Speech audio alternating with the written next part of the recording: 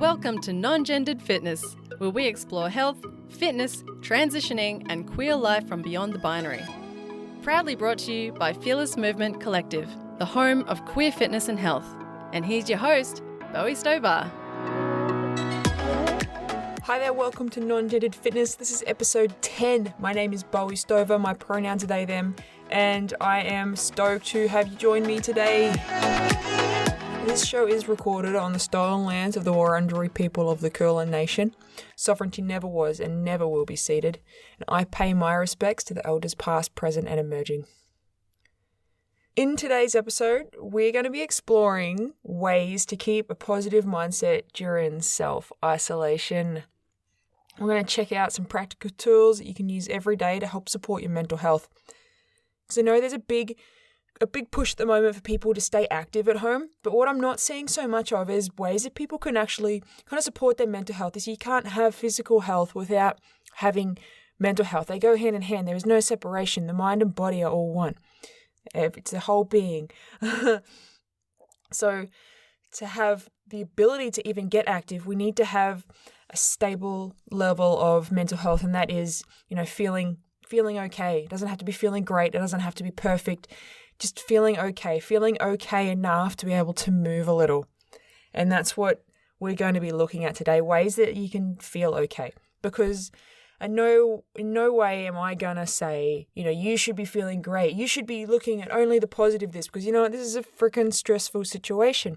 There's a lot of wild shit going on around the world, and who knows what's actually happening. I don't think anyone knows. The government's just making it up as they go along. They don't know. We've never been in this situation before, so there's a lot of unknown shit out there, and that can be really scary. And most of our days, even if we are staying at home self-isolating, can still be really stressful. So it's about how can we manage ourselves through this stressful situation as best we can. And it's not about being perfect. It's not about, you know what, I'm going to be super happy today. It's like, if you are, that's great. But if not, totally okay. There is no need to try and force yourself to be a certain way. What we want to look at doing is how you can just be okay with this, because it's really important. This is going to pass. And I know now, when we're all kind of trapped in this space of, you got to stay home, that it can feel confining, and it can feel like, a lot of our freedoms have been taken away, and a lot of things that we may have taken for granted are now no longer accessible. In a way, it's putting some interesting perspective on things. And I know personally for myself, it's kind of helping me reassess what's really necessary in my life and what is not. We're all having to give up special things in our life that may have been really fulfilling and may have been supportive of our physical and mental health. So it's not easy trying to come to terms with those losses.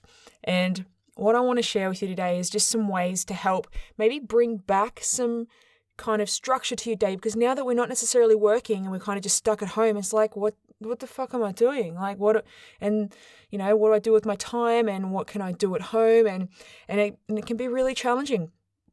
So today, what I'm going to be talking about is creating a routine for your day, just to add some structure and purpose to it. Because I don't know about you, but for myself, my days have kind of turned into a bit of a blur. I'm kind of losing them. I'm not quite sure we know what day it is sometimes. Thankfully, I know today is Friday and it's podcast day. So we're all okay there. I thankfully have a digital calendar that tells me that. But putting some structure and routine into your day can be really helpful. We're going to be looking at what questions you can ask yourself to check in with yourself and assess where your mindset is at. And we're also going to be looking at meditation as a tool to help you reframe your situation to support your mental health. So you may be wondering, why, Bowie? Why are we going to be talking about these things? Well, currently, as I just mentioned, there's a lot of focus on people getting active to support their physical health. And I know our government here in Australia has said, you have to be in self-isolation, but if you're doing exercise, you're right to run around the street, which is kind of confusing, as quite a bit of the government messaging has been. However, being that you can go out of your house to practice physical activity, I think it's a great positive, and it's an opportunity to not be so cooped up but it can also be a stressor. It can also kind of add to anxiety of, well, I'm out of the house. What if I now am putting myself, well, not if, you are. Once you leave your house, you're kind of exposing yourself to those unknown variables of, are you going to get sick? Are you going to touch something that someone who's had the coronavirus has touched and therefore transmit it to yourself or take it home to your family? There's a lot of stressful things associated with going outside of the house to practice any sort of physical activity. I actually know for myself yesterday, Zay and I had to go out of the house for some business stuff that we were doing. I actually ended up having a mild anxiety attack just from being out of the home, especially after 2.5 weeks of being at home and feeling that safety there, hopping in the car and driving out and, going through the city and just starting to feel really overwhelmed and really quite anxious and feeling lightheaded and feeling really dizzy, and it was really quite stressful just being out of the house. And I'm sure I'm not the only person who may experience those sorts of things. And particularly for myself, having this being quite triggering because, as I shared in a couple episodes ago, I have a big challenge with anxiety around getting sick. So for me, this has been a really interesting time to try and work on managing myself. And what I'm sharing with you today are some of the things that I practice for myself. See, I'm not a mental health expert. I'm not by any means here saying that this is going to cure anything, that this is going to support you more than some qualified professional can. Not at all. But what I am sharing with you is some things that I'm doing that I'm finding really helpful in managing my anxiety around getting sick and dying in a situation where people are getting sick and dying. So knowing what I know and understanding how these practices are helping me, I just want to share that knowledge with you to maybe help you feel a bit of certainty in your life in a time that is just so uncertain. So going outside for some people can be really stressful. So what we want to look at not only is how we can be active in home, which I've talked about. There are ways that you can move your body at home by various means, whether it's getting support with us in one of our programs, whether it's going onto YouTube and looking at different exercise videos there and following along to those, whether it's dancing, whether it's yoga. There's a variety of ways that you can move your body at home. But what we really want to look at is how we can support your mental health at the same time. Because mental health influences our physical health. When we're stressed, that has a physiological response in our body. It releases hormones that do all sorts of wild and interesting things to our bodies in response to that fear and that anxiety. Our body goes into this chemical survival mode of flight, fight, or freeze. And in that situation, our hormones are often quite out of balance, and that has physiological responses on us, but it also has big implications on our mental health. It impacts how our quality of sleep, it impacts our appetite, it impacts all these things that are so closely tied into how motivated and how good we feel about moving ourselves. So learning to check in with yourself is a really valuable tool. And you can do that by asking yourself high quality questions. So these are questions that you can ask yourself that will give you a constructive answer. See, when we ask ourselves a question, our brain will always give us an answer. It's the way it's wired to. It will answer any question we have, and that's not always a good thing because the answers we come up with are not always helpful for us. They're not always constructive. They're not always nice. And when we're stressed, it can be really easy to fall into this pattern, especially if it's one that we've practiced a lot over our lives, of asking ourselves questions that may not be helpful. It's like, oh, why am I feeling so worried then? Oh, this is silly. What's wrong with me? Why? And asking yourself questions like that. But what's wrong with me is a question that's always going to come back with not necessarily a nice answer, because our self-talk can not always be nice. And if we struggle with a low self-esteem, asking yourself a question like, what's wrong with me? Why can't I do this? Those sorts of questions with a low self-esteem can come back with some really, really horrible answers. Like, it's because you're not good enough. It's because you're not worth anything. It's because you have no value. These answers and these questions, they're harmful, and there are low quality question, because the answer you're getting is not going to be good for you. It's not good for others around you, and it's not good for yourself long term. So what we want to do is look at how we can ask ourselves questions that not only short term but long term can actually be good for you. So this is asking yourself a high quality question. So for myself in the situation, I'm feeling really stressed right now. Okay. Why am I feeling stressed right now? Okay, I'm feeling stressed because I have anxiety around getting sick. Okay, that's good. Now, what are you doing right now to keep yourself safe? Already, I have hand sanitizer with me. I have a mask, even though the government says that they don't work. I think they do. So I'm wearing a mask to be extra cautious, also because I don't know whether or not I'm actually sick myself, considering that like 50% of cases of COVID-19 are asymptomatic. So I could very well already have this virus, and I don't know that. So I wear a mask. It keeps myself safe. It keeps others safe. What are you doing? What else are you doing? I'm not going near people. I'm keeping my distance. I'm minimizing what I touch. I'm always making sure I'm showering when I come home. So I'm asking myself questions that are giving myself helpful answers. And this can help me manage the anxiety I feel, because I know that what I'm doing is constructive. I'm knowing what I'm doing is good for me. I'm knowing that what I'm doing is good for others. And I'm knowing that what I'm doing is good for the greater good, because I'm not putting myself at risk. I'm not putting others at risk. And therefore I'm lowering my ability to spread any sort of sickness to other people. And that helps me to reduce my anxiety. Now, it doesn't make it go away. And in yesterday's situation, it was a real challenge. So it's not always going to work perfectly either, but the logic is there, and that can help to feel grounding. So asking yourself high quality questions in situations, and even if you're not in a state of anxiety, say you're just at home and you're feeling a bit confined or a bit overwhelmed, it's asking yourself those questions. Well, what can I do now that can help me? And finding those answers. What would I like to be doing to fill my time? What have I always wanted to do but thought I never had the time to do? Finding those answers, because the answer to those questions are long-term going to be helpful for you, because in a situation where so many of our lives are always so busy, to suddenly being like, we have so much free time. Now, how can we actually use it for all those things that we wanted to do, but we never had time? This is a perfect opportunity to start a new habit, to learn something new, to practice something new, to finish something that you started but never ended up having the time to finish. So asking yourself questions around those sorts of things can be really helpful and helping you feel like you can get some control back into the situation, because at the end of the day, the only thing we can control is our thinking. Nothing else. And nothing else in the world we can possibly control. We can't control people. We can't control circumstances around us. We can't control the environment. We can only ever control our own thinking. So, seeing as we have time, we may as well utilize it in ways that are going to be constructive.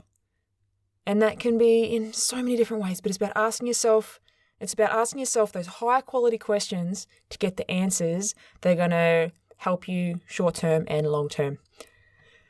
So what can you do? So I mentioned that one of the things I was going to be sharing with you about is a routine. Now, a routine is really great to bring some structure into your day, because if you've gone from someone who maybe had to go to work every day, so you get up, you do your thing, you go to work, and all of a sudden now it's like boom.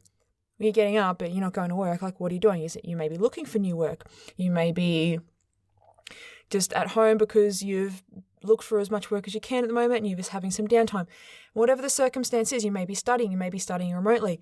There's so many different situations that we all find ourselves in, and finding a routine that can bring some structure to your day can actually be really affirming. So you can start by creating a time you want to wake up. Just sit down and think about it. So what time in the morning do I want to wake up? What do I want to do once I've woken up? What do I want to do to fill my day?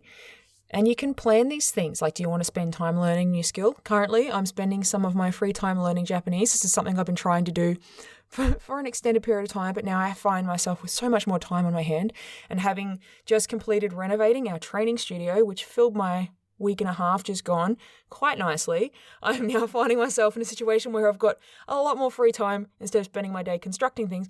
So I'm focusing on learning Japanese, which is something I've really wanted to do for years and years.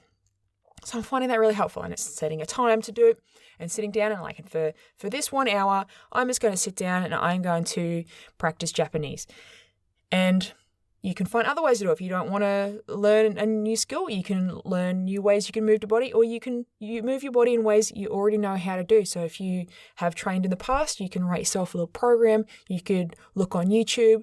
You could join us. You could find a dance video. You could find a yoga video. You could find, a meditation video on YouTube and follow along to any of those and learn something new or move your body in a way that you know how to. You could find new podcasts to listen to. You could listen to some people who are doing some really inspiring things out there in all different areas. And you can really actually take this as a time to acquire a new ability or develop a new ability that you have always wanted to have. So after that, though, once you've kind of sat down and thought, what do I want to do for the day? It's like, well, then what? Are you going to prepare some food? What are you going to eat? What can you eat? What do you have access to? Do you need to go shopping? Do you need to prepare yourself to go out to actually buy some stuff? When are you going to have some downtime in your day? Are you going to watch some Netflix? Are you going to do some gaming? Are you going to reach out to others, have some video calls, or, message some people and stay in contact with people and have some social time?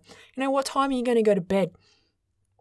So figuring out and just putting some steps down to get through your day can be really helpful, because you're not having to guess. You're not trying to fill time. You're not necessarily feeling lost. It's like, okay, I know what I'm going to do. I'm going to get up at 7, going to have a coffee, going to sit down and going to relax. I might look at the socials and see what everyone's talking about on social media, connect with some people, just, to get myself started, feeling like, there's others around me. I'm in a community, even though I may be at home by myself. Are you living with someone? Do you want to sit down and have a conversation, have a debrief, check in with who you're living with, ask them how they're going, share how you're going, and just kind of create those little connections. There's so many options, but having that structure can be really affirming, and it can be quite simple just to put a few dot points down. If you want to put a few times down that you want to do certain things, and then just follow that. And it does make things easier. It's what I do, and I've found it really helpful. Another thing you can do is checking in with yourself. So ask yourself, are the thoughts I'm having right now positive or are they negative? Now, there's no wrong answer here. There's no well, you're having negative thoughts. Well, that's wrong. You need to change that. It's like, no. It's all about just figuring out where you're at, because when you know where you're at, you know how to move forward. Like, do I need to take things a bit slower? Do I need to spend some extra time just with self-care? Do I need to just take a moment and tell myself, this shit's going to be okay. Like, it's going to be okay. It's hard now. This will pass. It's going to be okay. But there's no wrong answer. If you're having positive thoughts right now, if you're having negative thoughts right now, that's just where you're at. And all that question is giving you an idea of where you're at and how you can proceed with your day. So another thing you can ask yourself is, are the thoughts I'm having about something I can control? Because if you're having thoughts about something and you're thinking, well, are thoughts I'm having positive or negative? They're negative. Okay. Are the thoughts I'm having about something I can control? No. So I'm having negative thoughts about something I can't control. So it's like, okay, I see a connection here. If I can't control the thing I'm thinking about, then it's more likely I'm going to have a negative thought about it, because I'm going to feel out of control. I'm going to feel like overwhelmed. What am I able to do? I can't do anything right now. Holy fuck, I can't do anything right now. Shit, I'm stuck in this situation and I can't do anything about it. And so it can perpetuate these thought processes. So the next question you can ask yourself is, what can I control? The only thing that we can control in our lives is our thoughts. And that may not always seem easy.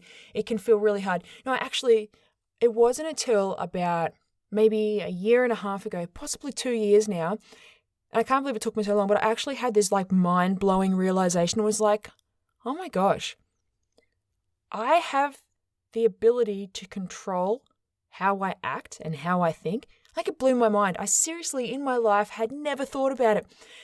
And I had this epiphany, and I sat there for 10 minutes, mind completely blown, just like, holy shit, I can actually decide how I respond in a situation. No way. Why did no one ever tell me this? I should have been taught this 30 years ago. And for me, it was like a huge realization. I felt a little bit of a nufty, really. It's like, it seems obvious. Once I had the realization, it seemed really obvious. But up until that point, it wasn't, because we respond in certain ways almost automatically. It's like subconscious, because when we're young, we learn ways to survive. We learn responses to things that help us survive. And so when that becomes our automatic response to something, it doesn't matter what situation we're in, it's going to become our go-to, because it's what we've always done. And stopping that automatic response can be really challenging. And it's something, since I had that realization, like at least a year and a half ago, what I've been trying to work on is managing my responses to things to not just do what I've always done, because I know now that I have the ability to choose to act in a different way. And it is definitely not easy. But the more you do it, the easier it becomes. It's just like training our bodies. When we train our responses in certain ways, when we start becoming aware of how we can respond, it becomes easier to make a choice and think, actually, I have a choice. And I think that's the first step for me. Once I realized that I can choose how to feel in a situation, I can choose how to respond in a situation, when those situations came up, I was able to go, okay, I have a choice right now. I can choose to respond the way I always would, or I can choose to act in a different way. And sometimes I could almost imagine it like a fork in the road. And there were certain times where it's like, okay, I'm at the fork in the road. I really, really feel like I want to just get caught in emotion and I want to follow this path that I've always followed. And sometimes I would. And the moment that I did that, I'd have this thought of like, yeah, I shouldn't have done that. Okay, here we go. Now we're riding this wave. And I would have to just work through this roller coaster of emotion and all these feelings and just, it was hard. And having that awareness to make that choice for myself has been really life-changing. And in this circumstance that we find ourselves in right now, it's actually been really helpful, because I'm able to, at the times when I'm feeling anxious, able to manage myself better, because I can say, okay, I'm feeling anxious right now. Okay, why? Okay, I know why I'm feeling anxious right now. Now, what choice do I have? How can I choose to respond? I can acknowledge that I have the anxiety, and not just acknowledging how I have that I have the anxiety, but allowing myself to have it, because if I fight that, then it gets worse. And if you fight a feeling that you have, it gets worse. So it's okay to have a feeling, but it's not getting caught in it, which makes the difference. So for myself, I'm getting much better at going, okay, I'm feeling anxious. I'm okay to feel anxious. Yes, it doesn't feel pleasant. I can sit in this feeling, but it passes. And if it doesn't pass, it's usually because I'm trying to fight it. And it's like, fuck, I don't want to feel anxious. Oh my gosh, I need to try and stop thinking about this. And the more I try and stop thinking about the anxiety, the more I think about the anxiety, because it's like when you tell yourself not to think about a thing, of course you're going to think about that thing. So looking at what you can control and what you can't control, and looking at how you can choose to control the thoughts you're having can be really helpful in this situation. And like I said, not easy, and it's not always going to work, but the more you try to look at what you can manage and what you can't manage, the easier it becomes to look at how you can change what you're thinking and how you're thinking. And asking yourself, what is something that I can do right now that will be helpful for me? So is it contacting someone? Is it taking a moment to breathe? Is it moving your body in some way? I know yesterday when I was feeling quite anxious, we were in the car, Zay was driving and I was sitting in the passenger seat, and I'd spent about 10 minutes trying to manage myself, and I was feeling like these waves of dizziness come over me, and I was feeling really fidgety and restless, and I was tense, and I felt tight in my chest, and it was just getting worse. And after about 10 minutes of trying to work through that, I turned to Zay and I just said, Zay, I'm feeling really anxious right now. I'm feeling tense. I feel tight in my chest. And I just expressed to them that was what I was feeling. And they just said, they held my hand and they said, it's going to be okay, Bowie. And just that allowed me to just breathe. And I was able to kind of let go of some of that. And as I was feeling the emotion and I was feeling these feelings, just being able to share. And for myself, that was really helpful. And even checking in and asking Zay, it's like, am I going to be okay right now? And it feels weird being open in that situation, because to me it feels quite vulnerable. And I know I spent a long time hiding this anxiety that I have. It's not often that I've shared with people that I get anxiety at all. I always prided myself in being seen as that kind of tough person. So it's really been a challenge, but opening up and just sharing that and being able to say, even though it feels vulnerable, being able to say, am I going to be okay? And just having that reassurance, it's like, yeah, you're going to be okay. Just breathe.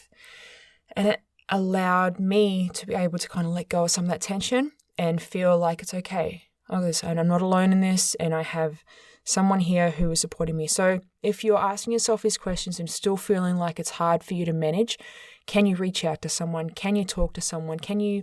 Is there something affirming that you can do to just get some reassurance? I know and I'll share these again, and I did last week as well, maybe it was the week before.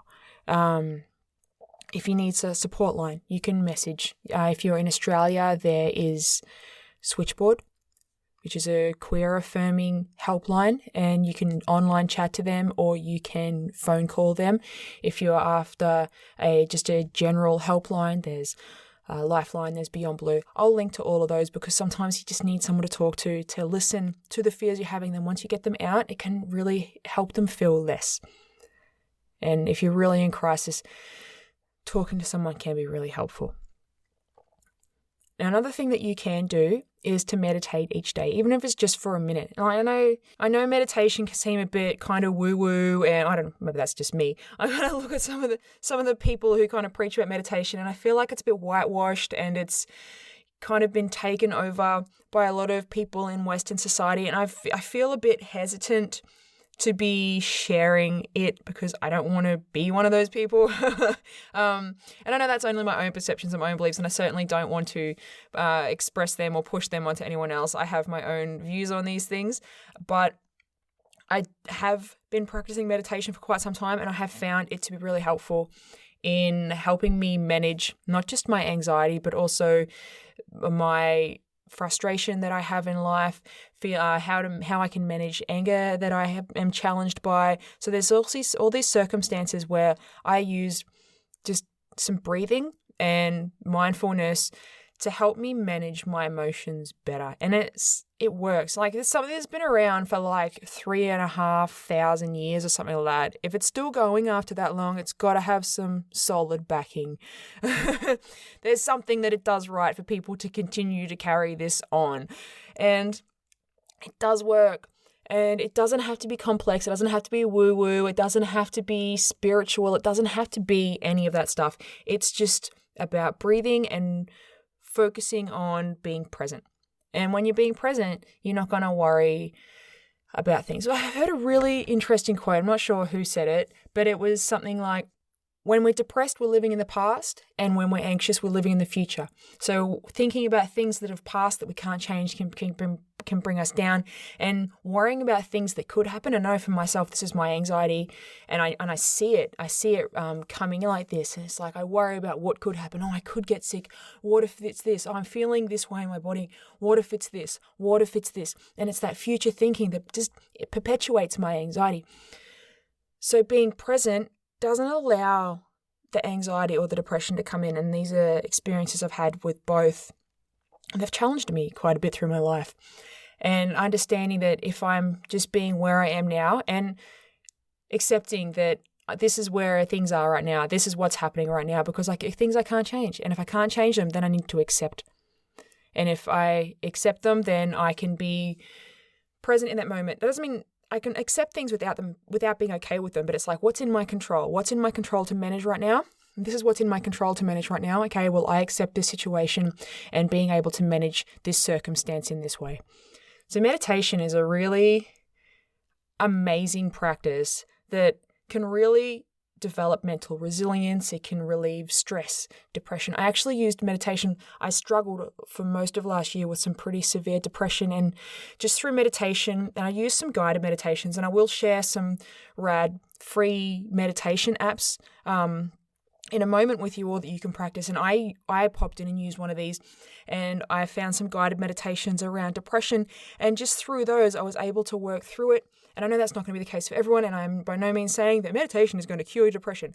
Not at all. There is definitely varied degrees of depression, and they are all going to be managed in different ways with each individual person. But meditation can support feelings of depression. It can support feelings of anxiety. It can just help you ground yourself and feel better in the moment.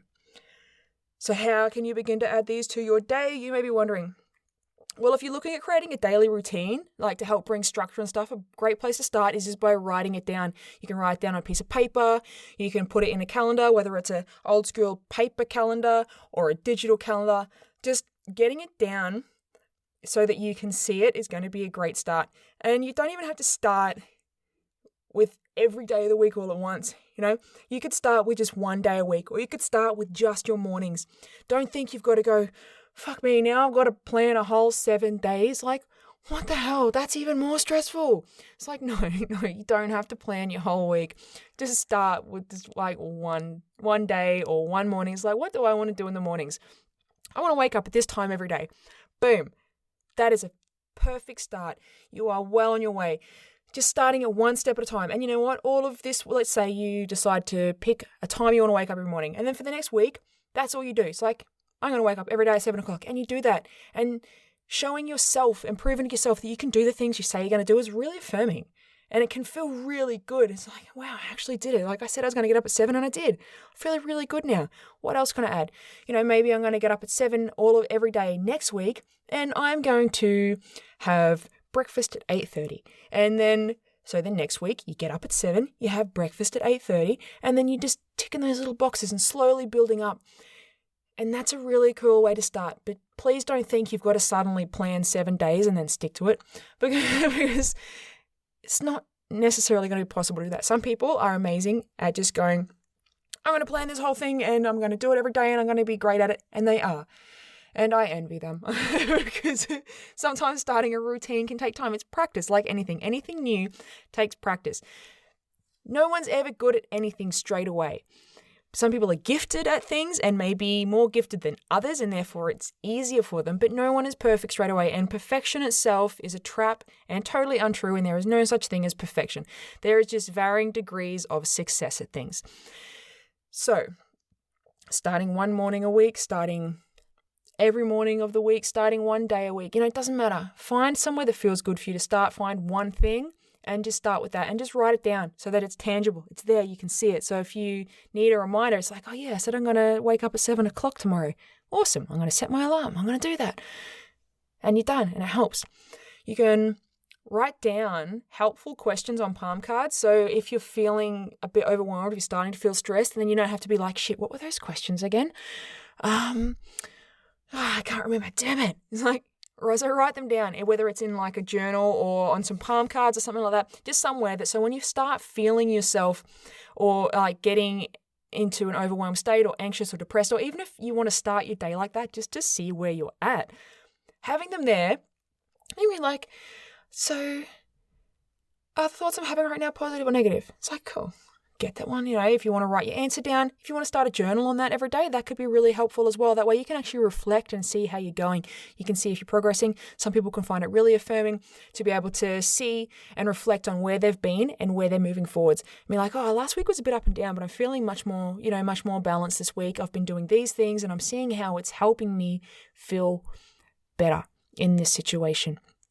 So writing it down is really cool. And not only that, you can look back on this in 6 months' time once this is all passed and be like, fuck, like I'm so proud of myself. I did all these things and I feel really good about myself for having done that. And I feel like I was able to be in control as much as I could, and I was able to support myself. And I now actually have all these cool little habits that I used in that time to help my life now. So it's really good being able to see how far you've come. Sometimes you don't see it until you look back and you've kind of been able to track that and you can really see your progress. Now you can download meditation apps if you are someone who wants to meditate. I did a bit of a Google search online looking for free ones, and some of the cool ones I found and ones I've used are Headspace. It's a really neat one, really nice English accented person who has a soothing voice. That goes through a bunch of guided meditations. They're really cool. I did use them. Insight Timer, which is the app I currently use. Now they have a bunch of different guided meditations, and they're all free. You can get heaps of them, and they're pretty cool people who go through, and they're like experienced as in yoga or as mental health practitioners. Another one is Relax Now. There's Simple Habit. I have not used those two. There's Stop, Breathe, Think, UCLA Mindful. And now those last, 1, 2, 3, 4, I have not used. But what I've seen online, they look like pretty good ones. They're free. You get a certain amount of things. If you pay, you get extra things, as most things are these days. And then there's one called Smiling Mind that are actually running everything free until the end of April to help people who are self-isolating to support them through COVID-19, which is pretty cool. So I will link to those in the show notes, but check any one of them out if you want to get started. You could also go on YouTube and listen to guided meditations. There's bunches of them out there. There's some really cool ones and all for really specific things as well. So if you've got anxiety, there's ones for that. If you've got depression, there's ones for that. If you want ones to help you sleep, there's ones for that. There's ones for motivation. There's ones for focus. There's pretty much anything you can think of, there's a meditation for it. That's how diverse meditation is.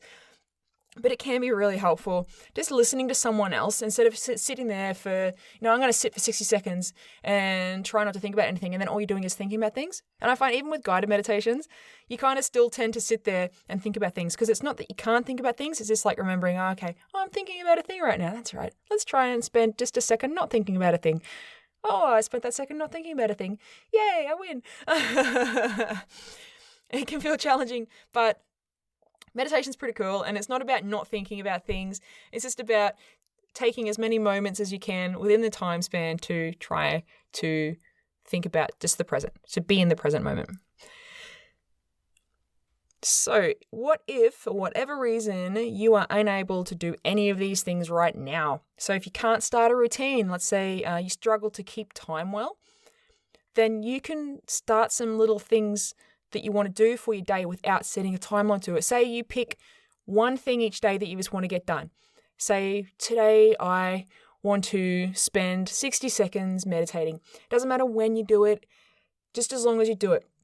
Or I want to prepare myself a meal today. It doesn't matter what meal it is. It doesn't matter when you prepare it. If you prepare yourself one meal today, you're ticking that box. You're getting that thing done. So you can create routine in your life without it having to be around structured times. Because sometimes it can feel really challenging for people to have to try and keep to a time frame. So it's okay. You don't have to that. Say, pick 2 things. If you get those 2 things done for the day, then you're consistently doing 2 things for the day every day. It doesn't matter what time you do them, but you're just getting them done. You are winning, friend. And that is an awesome thing to do as well.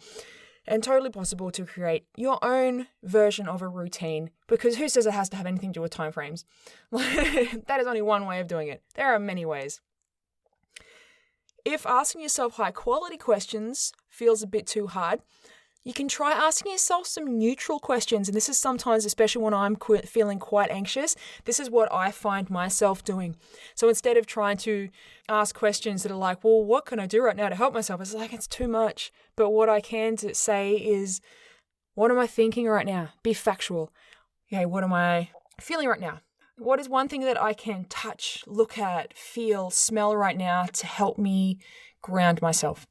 So being factual and not putting any sort of opinion on it, asking yourself questions that are just fact-based can help if you're not able to or not have the capacity to ask yourself a question that may come with you having to enact a solution. So I find there's moments when that becomes more helpful for me because it's just allowing me to be present. So let's say if you don't have consistent access to the internet or data, so you can't download an app to help you with your meditation, well, what can you do? Well, you can just set yourself a timer, say for 60 seconds, and just breathe. And while you're breathing, you're going to think about how your breathing feels. Like as you're breathing in, how's it feel as you come in through your nose? How does it feel as you breathe out and exhale, either through your mouth or through your nose? So just focusing on thinking about how your breath feels for 60 seconds. That's a really good one. It's one that I found really helps me stop thinking about, or like stops my mind wandering or having daydreams, because I daydream hardcore. But if I can take a moment to just think about how my breath feels, really helpful. And you don't need a guided meditation. I mean, it can help, but it's not necessary. You can set yourself a 60-second timer and just think about that breath coming in, your breath coming out. Or you can think about relaxing your body, like starting at your head and working down. It's like, I'm going to think about my head. I'm going to relax my face. I'm going to breathe out. I'm going to relax my shoulders. I'm going to relax my arms. My fingers are relaxed. I'm going to breathe out again. Keep moving down. My back is relaxed, my stomach is relaxed, my legs are nice and relaxed. And just spend a moment just scanning your body. And as you scan over each part, as you think about each part of your body, just think about relaxing it and just breathe and relax. And every time you breathe out, just think about relaxing that body part that you're thinking of. And that can be a really helpful way to start practicing something meditative or grounding without needing data, without needing access to a phone, without needing anything other than either you doing it for as long as you feel. Like, you don't even need a timer, really. You could just sit there for a moment and just spend as long as you feel comfortable to, just thinking about that. Even if it takes like 30 seconds, just do a scan of your body and breathe and relax everything. And if that's it, then you're done. You can pop up, but just taking that moment is another way that you can do it. So let's go over everything that I've talked about today. There's been quite a bit, as usual. So we've looked at creating some routine in your day, however that looks, whether it's by putting it to a timed schedule or just picking a few activities that you want to do each day and getting them done whenever. We've looked at how you can check in with yourself and ask yourself high quality questions or neutral questions, depending on where you're at, and remembering there are no wrong answers to how you're feeling. Whether you're feeling good or whether you're feeling bad, whether you're having positive thoughts or whether you're having negative thoughts, none of them are wrong, especially in this situation right now when there's so much uncertainty. So there's also taking a moment to meditate or breathe and just be present. And this one can be super challenging, but really helpful because it helps to just calm you. Breathing and focusing on breathing is really beneficial because it helps slow your heart rate. And when your heart rate slows down, then your body relaxes more and you reduce anxiety, and it can just be a really nice calming practice. Now, you can find all these details in the show notes. I'll be linking to some meditation apps. I'll be linking to some support services if you're in crisis and you need someone to talk to right now, because please talk to people.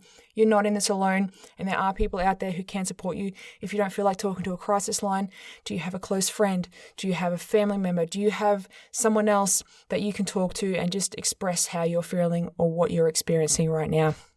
Now, if you want to find out more about us or what we do, you can go to our website, www.fearlessmovement.co.